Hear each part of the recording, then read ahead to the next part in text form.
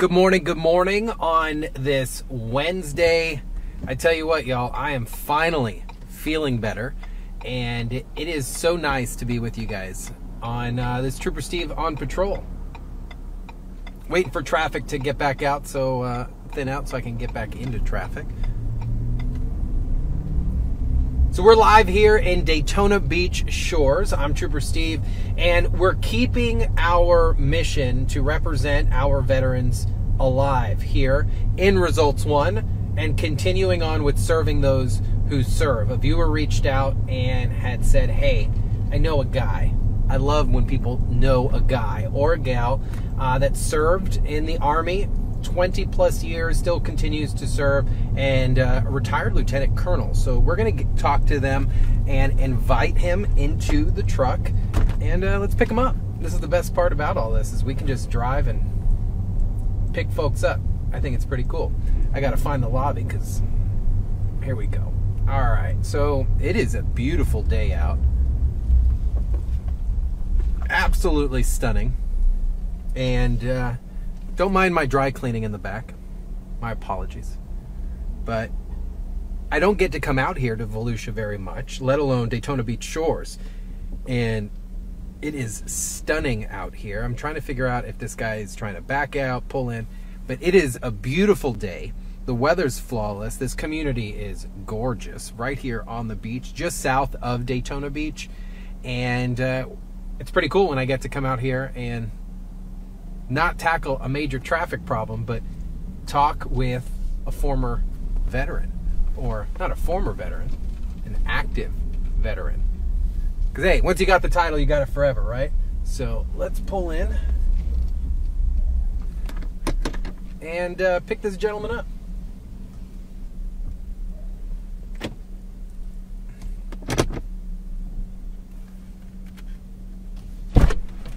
Welcome. Good morning. How are you, Steve? Good, sir. How are you? I'm doing very well. Thank you. You live in a very nice part of town out here. Yeah, this is pretty nice. Prime spot, right? Yeah. People really talk is. about Daytona Beach shores, but it's like 2 blocks and you miss it. That's right. You blink and all of a sudden you're through the entire neighborhood already. Yeah, this is a nice place. I can't complain. No. So first, thanks for joining me Yeah, today. well, thanks for having me. I appreciate it. It's nice when you have a mobile studio and I can just come out. Yeah. And I don't have to say, hey, can you come all the way to Orlando, please?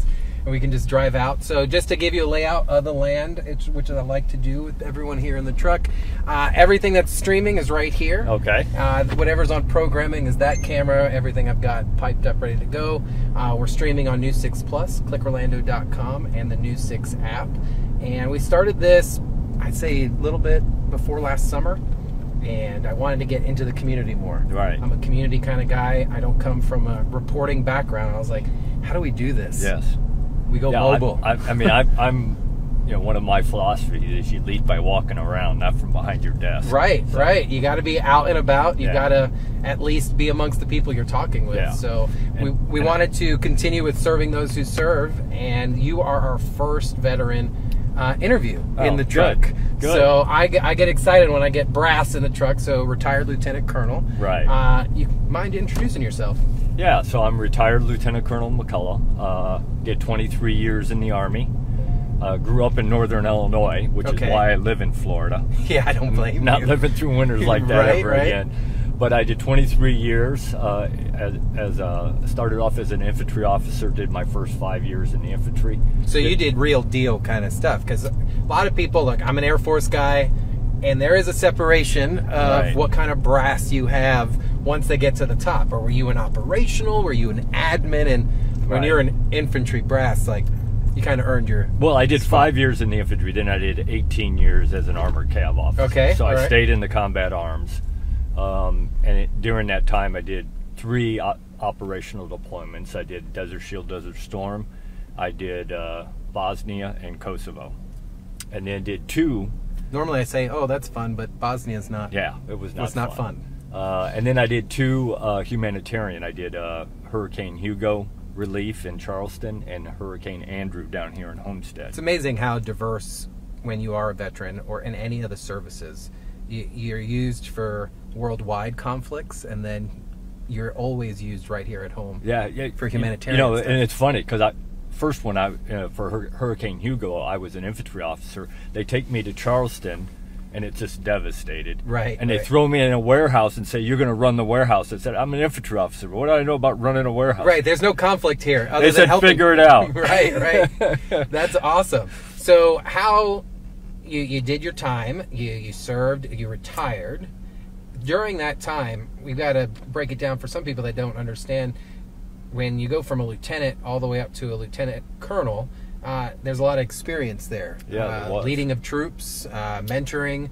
You don't get to a lieutenant colonel by accident. Your troops have to have support there as well. Right. So talk to me a little bit about your military career, and then Yeah. we'll swing into other things. So I had 4 platoons. Okay. As a platoon leader, I had 2 Bradley platoons, an IVT platoon, and a mortar platoon, and then dating myself with ITV. Yeah, I was like, I don't even speak that much of that language. Yeah, and then had 2 company commands as a captain, and then I did 2 years as an S3, an operations officer in Germany, and 9 months of that was in Kosovo, and then I taught at our staff college at Leavenworth. Okay. For 2 years, and then was selected to teach at the Australian Staff College. So when we say staff college, can you explain what that means? Because I understand that's a big deal when it comes to commissioned officers going to a secondary education kind of school. Right. So the staff, our U.S. Army Staff College is at Fort Leavenworth, Kansas, and it's where all the branch qualified majors come, and you get education about how to become an S3 or an XO. So anytime the Army promotes you, they generally send you to a school, whether it's 2 weeks long or 6 months long or a year long, whatever they determine, to help you make sure you know what you have to do to be successful in that next job. Not just, okay, here's a couple of thousand troops now, good luck. Right. And I think, and that's one of the things that I think the military has done pretty well in, whereas I think some civilian companies lack that. They don't have that vision of, how do I help produce this person to be successful as a leader? Because generally, what I've found is that the people who get selected to be leaders in the civilian world, a lot of them, it's because they were the best salesman or the best whatever they did. Nothing to do with leadership. You put them in a leadership position without any training. Right. Not actual mentoring and stuff. That's right. Interesting. So you got through this leadership kind of career almost, and it kind of paved the way for what you're doing afterwards. Because going through your bio, you've done some amazing work in the cadet programs at a few different universities. Right. Well, the first thing I did was I was the associate director of a food bank there in Mobile, Alabama. How'd you do that switch? So was that the time at Charleston during the hurricane stuff? Well, I kind of. I still knew when I got ready to retire. I knew I wanted to stay in do something service oriented. Okay. I didn't want to jump into corporate America. I just didn't have any interest in that. And so I was in Mobile, and not a whole lot of Army officers in Mobile. Right. But there were some veterans, and I sat on a couple of veteran committees. And it just so happened that the guy who was running the food bank was a retired full-bird colonel from the Army. Speaking your language. Yeah, exactly. And when he found out I was going to retire from the Army, he said, "So what do you got planned, Oak?" I said, "I don't know yet." He said, "Well, I got a deal for you. Come be my associate director at the food bank." So I did, and took over that job about a month and a half before the BP oil spill in the Gulf. And the food bank that we were running covered 52 counties in 3 states. So the whole Gulf Coast of Mississippi, the whole Gulf Coast of Alabama. So affected directly. And about a third of the way into the panhandle of Florida. So yeah, we were very busy during the BP oil spill. And then they offered me to come, well, my last assignment on active duty, like you were saying, I ran an Army ROTC program. Right. And when I took over the program, there were 53 cadets. And when I handed it off to the next guy, there were 179 cadets. Now, so what do you transformed an organization, and what do you pay tribute to that? Obviously, new mentoring, new person coming in. When you showed up, obviously these students want to participate. Right. what was the missing puzzle piece that you were like, man, this is what we need to change here? Yeah, I was lucky. I coming from Australia, I had about 2 months to be there just to observe. Okay.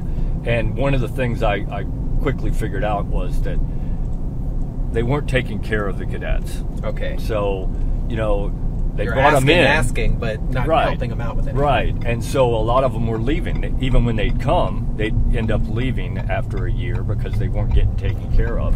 And so that was one of the first things I told the people that work for me is that, look, that's our only job. That's what the Army pays us for, is to take care of these cadets. Right. And the least we could do is do that. That's right. And the other thing I really emphasized was that we were going to set the example for them. Every day, make them want to be like us. Okay. And it worked. You would think that would be the standard, though. You would think so, but it isn't, believe me, in a lot of places. Well, from 50 to 179, that's proof in the pudding. That's right. And so then, after 18 months working at the food bank after I retired, then I got a call from the guy who ran the ROTC program here at Embry-Riddle, who knew me and knew what I did at South Alabama, and he called me and said, I want you to come recruit for our program. He said, obviously you know how to recruit. And so I did. And when I took over as the recruiting officer at Embry-Riddle, there were 165 cadets in the program. And right before COVID, we had it up to 388 cadets. So doubled the... Like that? It took me about 6 years to double it. That's pretty quick. Yeah. Because how long was the program already in development? Oh, that program's been there since... Beginning of the school. Almost, probably. Yeah, since the Army ROTC program's been there since the 1960s. So... come in and transform it in 6 Right. years is a pretty big deal. It was, I did all the recruiting. I didn't ask, like some recruiters that I know at universities ask the other soldiers there to help. I did all the recruiting. Did you see that more beneficial as like, okay, I'm the guy in charge of it, I should be the one out front of this? Right. And I really did look at it that way, that I wanted to be the first face they saw until they got there. So I talked to them and their parents, and and one of the things that I made sure was that when I was talking to a cadet or their parents, or both at the same time, I made sure they felt like they were the main reason I was there and the main purpose for me to be there that day. Well, you're asking to make life-changing decisions. Absolutely. You would think, okay, you want the parents on board, you want the student on board as well. Right. And that makes a lot of sense. So now you're living out here in Volusia County. Yeah. You're in Daytona Beach Shores, living the retired side of things. What has life been now after I almost want to say you've slowed down, but you walked in here with a book that you've written, so you've been pretty busy. Yeah, I have. So I retired from my recruiting job with ROTC on 1 October. Okay, so congratulations. So yeah, and somebody bittersweet, yeah, it is. Somebody asked me if I miss it, and I said, I don't miss the job. I do miss working with the young men and women who want to give back to this country. But since then, you don't miss the clowns. You don't miss the circus. You miss the clowns. That's right. Right. That's exactly right. And it was a circus at points. I'm sure. I'm sure. But now I've written my first book. I'm writing my second book, and I am out on the speaking circuit talking about leadership. Last month I was in the state of Georgia, and I talked to all the police chiefs in the state of Georgia. And at the end of this month, I'm going to be in Columbus, Ohio, talking at a business conference. So I think I've got 7 booked for the rest of the year here. So what drove you in that direction? Because I listen to a lot of audiobooks. There's a few big guys that I pay attention to that speak on leadership topics. It's not an easy topic to talk about. Right. Everyone has an approach to it. Where'd you find your calling? Because there's one way to talk about it, there's another way to write about it, and you're doing both. Yeah, so I just, looking around this country today, I see that we're not doing a good job of producing what I call servant leaders, and that's what I believe in. And so I really did want to get out and talk to whoever I could talk to. You know, originally I thought I'd mainly talk to young men and women, and I do, but I'm also talking to police chiefs and fire chiefs and CEOs of multi-million-dollar companies, and so that really was what drove me to do that. Is I just saw that there was a need for some better leadership in this country right now. It's interesting that you say, because I find the uniqueness in the military world, what the role it plays is almost 100-fold on the civilian side. And what I mean by that, we have our own little worlds inside of the military side that is equivalent to everything on the civilian side. That's right. So to a CEO, a lieutenant colonel is the next best thing next to sliced bread, because they're seeing your role of ultimately responsible, sometimes thousands of people. Right. And this CEO could just be in charge of a few couple. That's right. But a multi-million-dollar budget, so it almost equals itself out in the respect of it. It does. Because there is a lot of responsibility, and the military does instill so much. I did 6 years Air Force, and I tell people now, like today, as an almost 40-year-old dude, it plays such significant roles in my day-to-day. Absolutely. On how I do things. So people, Steve, why do you act like that? Or, well, it's just engraved, and that's right. That's just who I am now, kind of That's thing. right. And it's the only guy I know. And I think it's so interesting that when we do retire, or just taking certain military assets and turning them into things that the civilian world benefits 10 times. I agree. You know, one of the things that I always say is leadership is leadership. Doesn't matter where you learned it, doesn't matter where you practiced it, because leadership is about people. Right. And trust. If the people don't trust you, they're not going to follow you. Nothing. So I you know, the way I look at it, I've got 4 ways to get my message out there. One of them is my book. One of them is my keynote speeches that I give. Then podcasts. I've been on 159 podcasts now in 17 different countries. And then the other way is through my social media on LinkedIn. That's the one I mainly use. I write a we few gotta articles. age you up, man. We need you on Instagram. Yeah, and do a few TikToks. I am or on something. Instagram. Okay. I'm not on TikTok. I don't blame you. But I am on Instagram. But to write articles and blogs and just kind of put my message out there a little bit. So those are the 4 ways that I'm looking to get my message out.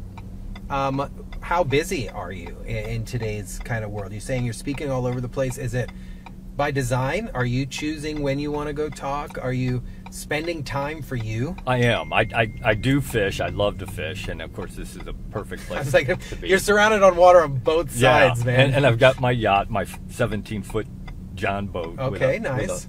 That I get back in the mangroves and fish out there. But somebody asked me how busy do I want to be, and I said, well, I do like my wife, and I want to spend time with her. So I don't want to be gone every week, but I would like to get to the point where I'm out maybe twice a month talking, and some of it local here. I'm going to go down and talk to NASA in some organizations in NASA in April. So those are easy to do, So I'm not flying all over the country all the time. I do some local here. But it kind of makes sense that you would stay busy doing the things that you're doing, because look at a lot of active law enforcement, first responders, even military guys, when they do retire and do nothing. Yeah. You start to slow down. You slow down so fast that your mind's so used to staying active that if you choose to stay active, you could be active forever. Yeah. And somebody asked me, somebody said to me, he said, Oak, you just turned 61 last month in January. Why don't you just retire? And I said, I can't. What do your kids think about that? I saw you have grandkids as well. I do. Do they want, you said, is your nickname Okie?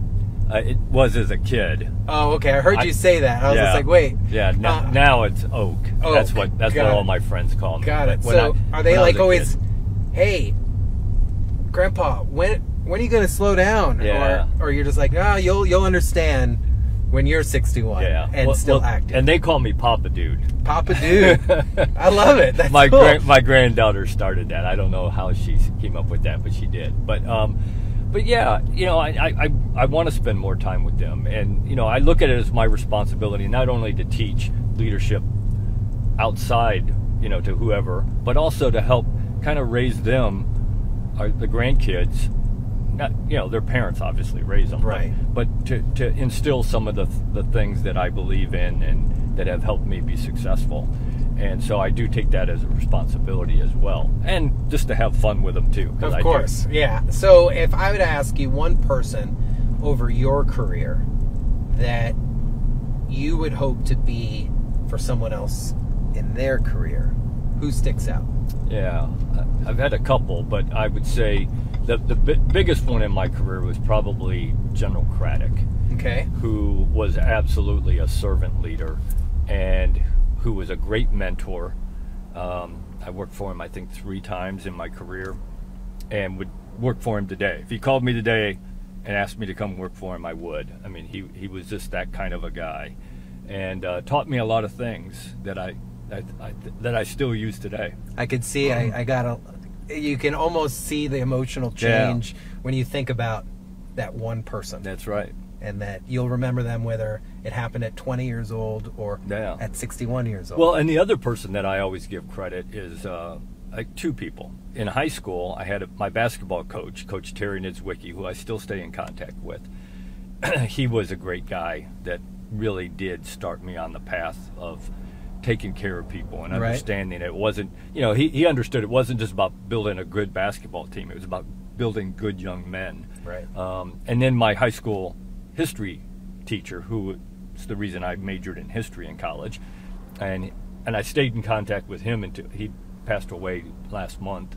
But he was another one. He was a Vietnam veteran, and really taught me was a good mentor of mine in high school. Teach you little core values that kind of stick with you. Yeah, I think about, I had oddly, my high school band director, he's still around, still does his thing, Robert Faird. He was so strict but meticulous over everything. And I tell you what, I breezed through military basic training because of him. Yeah. Just because I knew attention to detail. Attention to detail on everything. I never had a problem. To this day, people are like, Steve, man, you worry about little things. I go, because little things are important. That's right. Little things are important. You do the little things right, the big things fall into place. Amen. Lieutenant Colonel, before we go, talk about this real quick. Your leadership legacy, becoming the leader you were meant to be. I like that because it's not talking about a title or a position or anything. Right. What kind of leadership traits each of us kind of have. That's right. How can people find your book? It's on Amazon, and it's in hardcover, paperback, ebook, and Audible, and I did the reading of the Audible. You did? Okay. I like when authors do that. The only person who other voice on there is my wife's, because she did the foreword, and so she read the foreword, and she read about the author, and then everything else is me on there. Well, she's probably been your biggest cheerleader. She's my biggest fan and my biggest critic. Needs to be. Yeah, absolutely. I always tell people the only time I get nervous when I'm talking in front of people is when my wife is in the audience. So recently, I just got married, but my fiance doesn't go to many events. But now she's like, oh, maybe I'll attend a few, and I get nervous about it because, let's be real, as a presenter, there's a switch that you turn on that only they know it's on, kind of thing, and then later in the car they'll be like, make fun of you saying something like that. Yeah. But sir, thank you. Thank you for having me. This means a lot. I really appreciate it, and the fact that we can now do this mobile and come out all around the community is pretty cool. That's a great idea. Well, really and it beats 4 minutes in a studio. We wouldn't have been able to talk about everything that we just did. So guys, you could find this over at clickorlando.com. Of course, his book is available. We'll have the entire stream posted up, including with his biography listed there. And if you'd like to get in touch with him, his contact information will be there. I'm sure his wife will be absolutely thrilled to keep him super busy all the time. But again, thank you, sir, for your service. And if you guys want any veteran featured, or somebody, because hey, he didn't even reach out to us. No. one of your friends told us about you. Right. And somebody I worked with at Embry-Riddle. So that I thought that was pretty cool. So of course, all his information will be there. You guys have a great day. Be safe, and please always wear your seatbelt.